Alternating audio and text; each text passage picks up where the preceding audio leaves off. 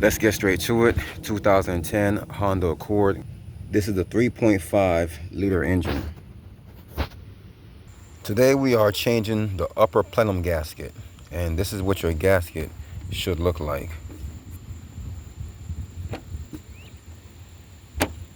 Now it's time to remove this upper intake. So the first step is to remove this top plate.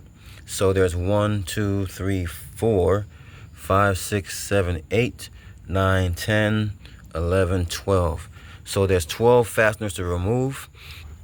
2 of them are nuts. This one here and this one here are nuts. The rest of them are just fasteners. So let's go ahead and remove all 12 of those.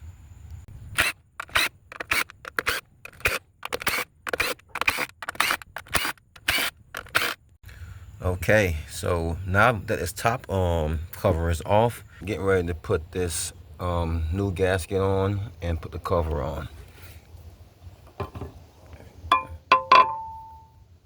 So you can see how I routed the new gasket. It's simple. You just put it in there. It's formed exactly how it should go. So this isn't like a valve cover gasket or something like that. So you don't have to use any sealant in the corners. So all you have to do is route this rubber in, and then we're good to go. You see these 2 studs here, this one and that one. That's what we're going to use to guide that plate down on. So we can go ahead and start to put that on.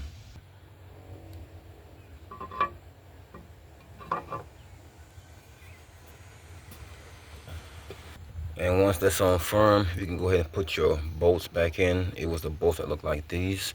And then there's 2 nuts that go here and here.